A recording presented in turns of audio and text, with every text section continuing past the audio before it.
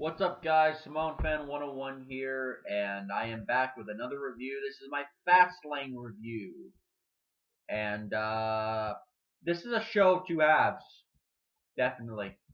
The show had a couple good matches, especially at the end, but the first half of the card sucked donkey chode. I mean, it sucked anus corn coming out of a camel's ass. Hang on. As you can see, I am still sick. If you have a problem with that, fuck you. I am suffering over here, but I am making videos for you guys because I love doing it. Even though I didn't do it for quite a while, actually. So, let's just get on with the Fastlane bullshit. It was... oh, man. Like, it had a few good matches, but then there was some booking that sucked ass balls. You don't know what that means?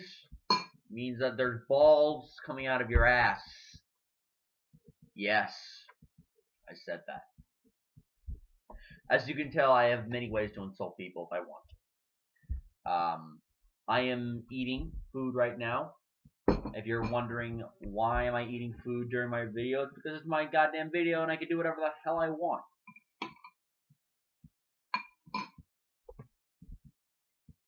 But let's get this pay-per-view started, shall we? We started off with Sami Zayn against Samoa Joe. It was a good match. It was a good solid opener. However, considering the talent involved, you expected a lot more. We got a straight up solid match, when in reality we really should have gotten a great match. In fact, we did last year. If you remember, during the build up to takeover that year, it was the build up to Joe and Balor, their rematch. I forgot which takeover was. Not London, that was their first match. Takeover Dallas? Yeah, it was Takeover Dallas. That's right. When they were building up the rematch with Joe and Balor in Dallas, there was a number one contenders match between Joe and Sami Zayn. They had two of them because the first one ended in a draw. The second one was a 2 out of 3 falls match. Now, granted, they had a 2 out of 3 falls match in about 40 minutes to work. But they still had a great match. So don't give me that shit that they can't have a great match, because they did a year earlier. Though under different circumstances.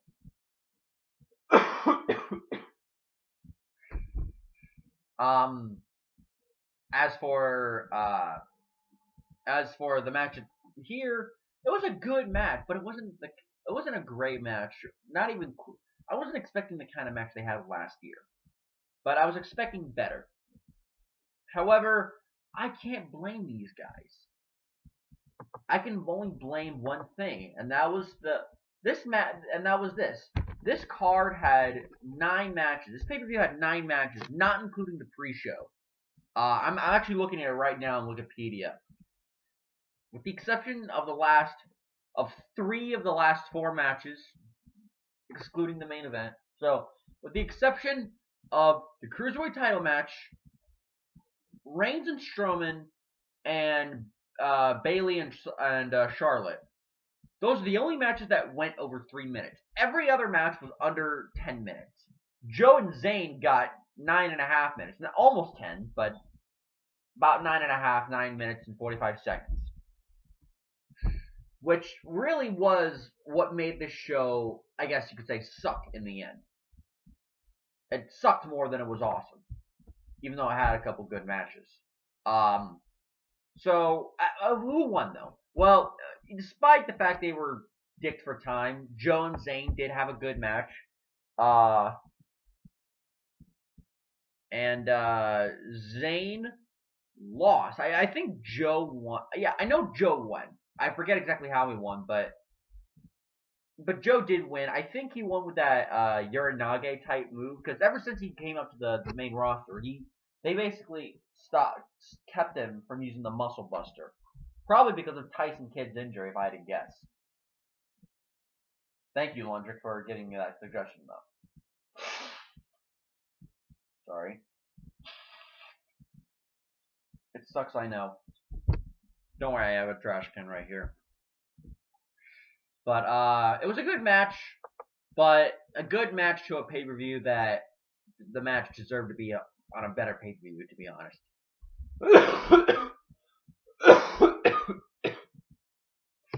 Man, I am not feeling my best today, aren't I?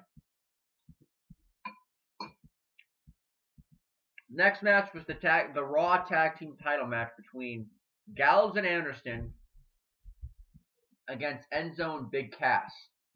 Now, unlike the other matches, this is a match that probably deserved the time it got. It got 8 minutes and 40 seconds. To be honest, if it had gone longer, this match would have suffered. Because remember, Enzo's not the best worker. He's best on the mic. He's not that good in the ring. So, and even though you had workers in there like Gallows and Anderson and even Cass, Enzo usually used to build heat for the babyface team. So that way Cass can get the hot tag. Or can go in for the hot tag, I should say. But the problem with most of the matches is that it was too short. This is one that benefited from being short. It was short. It was okay. But honestly, if it would have gone longer, I predict it would have gotten worse. Because that would have meant building more heat on Enzo. And it would not have worked. At the end of the day, Gallows and Anderson did win after, I think Anderson hit one of his special moves on an Enzo, but the difference was that Enzo had his foot on the rope when the referee was counting the last couple, the 1, 2, 3, and at the last second, Gallows pushed Enzo's foot off the rope. So it was to set up a rematch at WrestleMania, and that turned into something a little bit different, thanks to a certain tag team of the Attitude Era returning.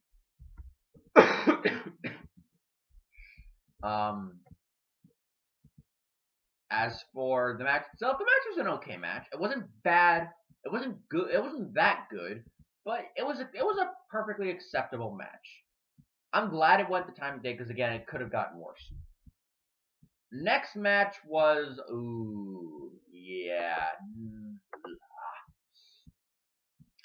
it was Nia Jax and Sasha Banks. Yeah, this match was not that good. It was mediocre. It wasn't horrible, but my lord, it could have been better. If they were in NXT, it probably could have been better because they would have done a better job of protecting Nia Jax. This match, much like the previous match, probably benefited from being short.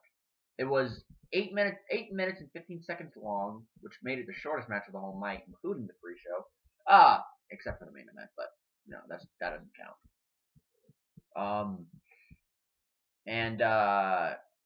Sasha Banks beat Nia Jax with a roll-up. Basically what happened. It was a decent match, but it was basically Sasha Banks trying to take down the big monster, which on NXT would have been perfectly acceptable. Sorry, I had to readjust the camera. It would have been perfectly acceptable. Not so much. I think you can still do that on the main roster, but you have to have more than just they did a much better job with Reigns and Strowman later that same night. Sasha looked weak. Not weak. And then again, she is extremely short and small. She's only bigger than Alexa Bliss, and she's tiny. So, so the match was okay. It was mediocre. It wasn't horrible, but you expected better from Sasha Banks, and even better from Nia Jax. I felt like they were like holding back for a better match down the road, but they just didn't get the chance to do it. They still can though, because both of them are still on Raw after the Superstar shakeup. That's all I really got to say. There's not really much to say about the match itself. But oh man, the next two matches really grind my piss to a shit. The next match was Cesaro versus Jinder Mahal. Now, as of recording this, Jinder Mahal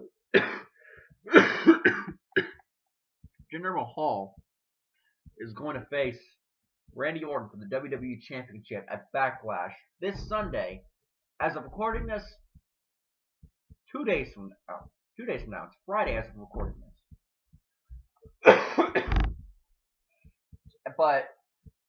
Cesaro was beating Jinder Mahal on Fastlane. But that's not even what partially pissed me off. I'm glad Cesaro got the win. But, let me just get into it. First, okay, so if you remember, Jinder Mahal and Rusev were teaming together for a little while. At the end of last year, the beginning of this year. But there was dissension between them. And you think, okay, the obvious thing to do is have a match between them at a pay-per-view, most likely. Nope, that didn't happen. What happened is, Jinder came out, cut a promo on Rusev. Rusev came out, I think he cut a promo on Jinder. Jinder attacked him, and threw him over the barricade towards the timekeeper's area. Cesaro came out for his match against Jinder, beat Jinder, and then afterwards, Rusev beat the shit out of Jinder Mahal, and then Garcia to lose in a match against Big Show, where he got KO'd while laying on the floor against one of the ring corners of the turnbuckles, and then got ceremoniously pinned. Where do I begin? Where do I begin? Well, I guess I can first say this. Both matches sucked. They sucked. I think these two matches were the reason why the pay-per-view failed. Was because they took, and both of them were about 8.5 minutes long. So both of them was about 17 minutes long total.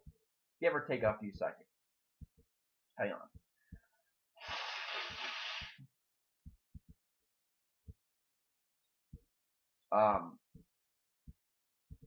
Now, if that wasn't bad enough, I mean, that time could have been given to both the opening match and maybe even the cruiserweight match, or split time up a couple minutes more with the cruiserweights and the women's and the Reigns Strowman match.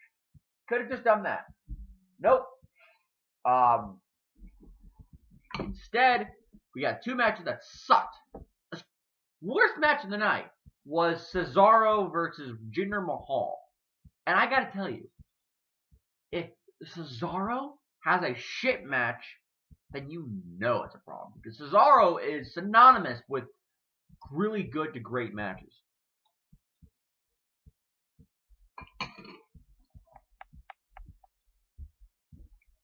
Cesaro doesn't have bad matches. And when he does, it's either due to not having enough time to work or some shitty booking decision. Well, this was a shitty booking decision. But that wasn't the problem. These guys had a decent amount of time to work. Could have gotten an okay match, but no. When looking back on this pay-per-view and going to review it, I completely forgot this match even existed. And, yeah, it just did not work out. The match sucked. And the fact that just this past week on SmackDown, AJ Styles had a match with Jinder Mahal, who we put over. And they had like a 14-minute match. It was almost 15 minutes long. How was the match? It was okay. AJ Styles and OK do not mix. Again, like Cesaro, Styles is known for having good to great to amazing matches. Earlier this year, he had potentially the WWE match of the year with John Cena at the Rumble. So, obviously, the problem here is Jinder Mahal. And he's having a title match against Orton. I pray to God that Randy Orton pulls some semblance of a good match from Jinder Mahal. Because if he can't, then Jinder Mahal is friggin' useless. I appreciate trying to push a new guy. Oh, Jinder's not new. But a fresh guy in the main event scene. But it's not working. It just isn't. Hopefully after this Sunday, they're done with Jinder Mahal and his push. They can just throw him out of the company or have him do something else. Please. And this match right here was a foreshadowing of what was to come. Cesaro, thank God, beat Jinder. I'm thanking Lord that Jinder lost. In fact, Cesaro actually beat him with he lifted Jinder in the air and then hit him with the uppercut, which for the longest time people have said, including myself, that should have been his finisher, not the neutralizer. Or he could have had both his finishers. But he should have had the elbow as or the forearm, the uppercut, the European uppercut. I keep getting mixed up. Could have had the European uppercut to finish.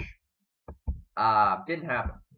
So after this, so I already mentioned the beatdown with Rusev. And Rusev then faced Big Show. This was a little bit better, but it still sucked. That still sucked. Hell, watching this match, you wouldn't even know that Rusev was supposed to be a heel and Big Show was the babyface. You'd think it was the other way around. If the commentator wasn't there to tell you that that Rusev was the heel, you wouldn't have known it. It looked like a relatively big guy was trying to take down a giant, doing his best, but lost in the end. If Big Show was a heel, that would have made sense, but he's the face. This made Rusev look pathetic, and I'm glad that he went to SmackDown. And unlike Jinder Mahal, I'm glad he's getting a main event push because Rusev freaking deserves it.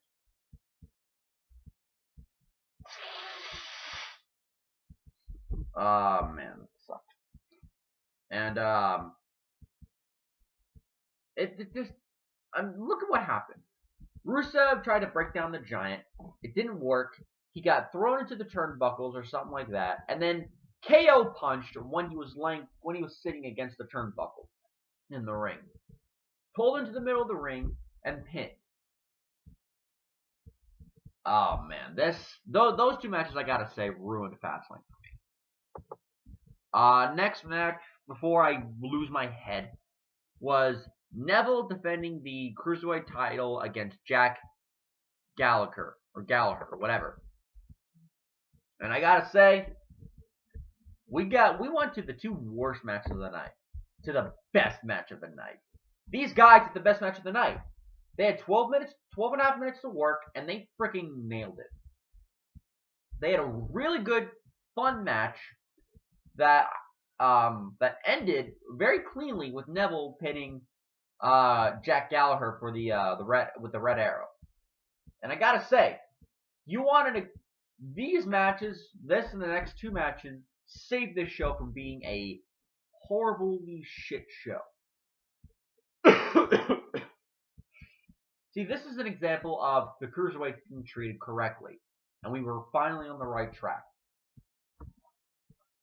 But there was Jack Gallagher. He can move his body really weird. There was two examples in this match where it was either being suplexed or some other move was being done to him by Neville, and he kind of like twisted his body in a way that you'd think he would have easily got injured. He didn't. It looked sick, but it looked awesome. But yeah, this match made me happy.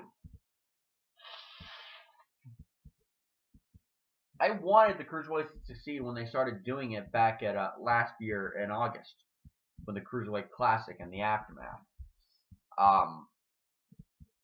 I wanted it to succeed, and finally we were taking the right step. We started the Rumble with a good match between Rick Swann, and Neville, and now here with Gallagher and Neville. Got even better, and hopefully not this Sunday, but at Extreme Rules they'll have a stipulation with Aries and Neville. Next match was some people. I kind of really like this match. This was it was a fun match. It was Roman Reigns and Braun Strowman, and was there a stipulation involved? No, it was just a regular singles match. But for a regular singles match, these guys had a pretty good match, gotta say. Now, I didn't like the finish, which was Reigns taking down the big monster and beating Braun Strowman.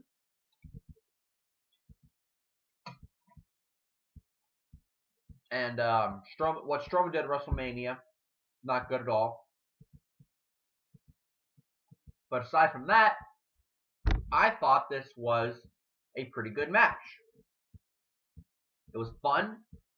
Braun didn't lose like a weakling. I'll say that. They protected Braun in this match. I have to give them credit. And I have to give Reigns credit for wrestling pretty good, although he came out in sneakers. A slow transformation to Samoan Cena begins, truly, with his look. So these guys had a pretty good match. It was a pretty fun match, I gotta say. Not as good as Neville and Gallagher, although this is probably the second best match of the night for me. Next up, we had Bayley defending the Women's Championship against Charlotte Flair. This match was pretty good, but it did disappoint in that these women have had better matches in the past. It felt like they were kind of holding back and not really. I don't know. Maybe it's just me. But it felt like they were pulling back for a better singles match down the line. I said the same thing with Sasha and Nia. I'm saying the same thing here, even though they still had a pretty good match. Charlotte at one point had natural selection on Bayley. Didn't work. Sasha came out to brawl with Charlotte. Somehow the referee didn't call a disqualification. And then when she went in, Bayley hit with Charlotte with a Bayley to belly to retain the Raw Women's Championship and to put an end to this undefeated pay-per-view streak Charlotte had. Thank Christ. This pay-per-view streak, I was so worried that Charlotte was just going to win the title back like she did with Sasha during their whole feud. Thankfully, that did not happen. I am happy that didn't happen.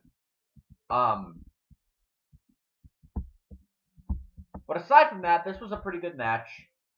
Wasn't their best match. They had a better match at a TakeOver once. I think it was TakeOver Fatal 4-Way. And yeah, it was a pretty good match. With the exception of the 22-second main event we had, this was basically the main event of the night. And I gotta say, they had a pretty good match, and I enjoyed it. I don't know what else to say other than it's good. Main event was Kevin Owens defending the Universal Championship against Goldberg. Now, by this time, Lesnar and Goldberg had already come out. That sounded horribly. Lesnar and Goldberg had already been made for WrestleMania, so even though I almost kind of would have liked it, Lesnar should not have interfered in this match to cost Goldberg the title. If the match had not been made, it would have made perfect sense if he did that, but he didn't. This was, other than that, so this is basically what happened. Kevin Owens came out, with the title. Goldberg came out.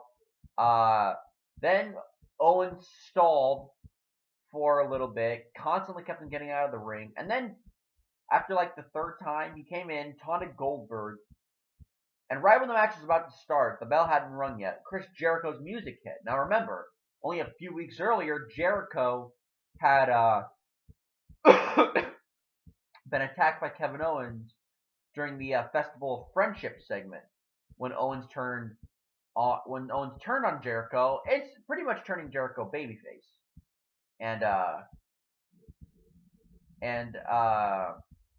Jericho, he came out, his music hit, he came out. Owens was distracted. He didn't notice that the bell had rung. When he turned around, Goldberg speared him, jackhammered him. 1, 2, 3. Goldberg is your new Universal Champion. Bada bing. So, yeah. That was your main event. Same story as Lesnar and Goldberg at Survivor Series.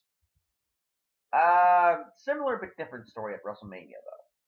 But, yeah, that was basically it. That was basically the show. Gotta say, a lot of the show kind of sucked. Some of it was okay, but some of it was balls. And it really held the show back from being a better show than it was. Now, I won't call it a horrible show, because we got a really good match with Neville and Gallagher, a pretty good match with with Reigns and Strowman, and a couple of good matches with Sami Zayn, Samoa Joe, and Charlotte and Bayley, as well as the feel-good win for Goldberg winning the Universal title and Jericho's return. So I'm not gonna write this off and call it a bad show. I'll call it an average show. So until next time, guys, I'll be reviewing WrestleMania. Be well, stay safe, have a good day, or maybe a few minutes, because I might actually record. I might actually record immediately after or while uploading this. So I'll see you next time, guys, and peace.